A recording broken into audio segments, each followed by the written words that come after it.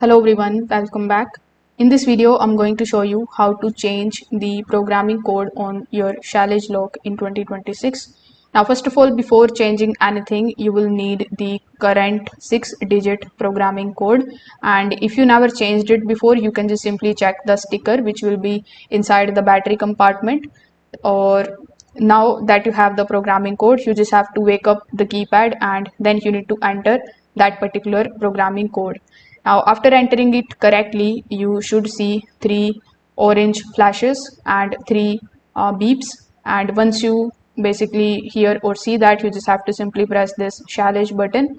This way, the keypad should light up again, confirming that you have entered into the programming mode successfully. Now, once you are inside the programming mode, you just have to press button 3, and this is going to tell the lock that you want to replace the current programming code. Again, you should see orange flashes and you will hear beeps before moving to the next step.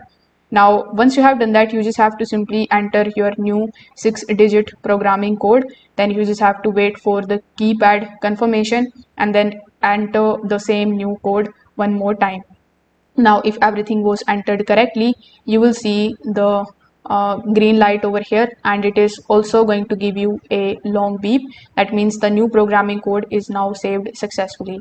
Now you can also test it, and in order to basically test it, you just have to enter the new code again and make sure that the keypad is now responding to that code normally, and you have entered the programming mode successfully. So if this video helped you out, make sure that you like this video and subscribe to the channel. Thanks for watching.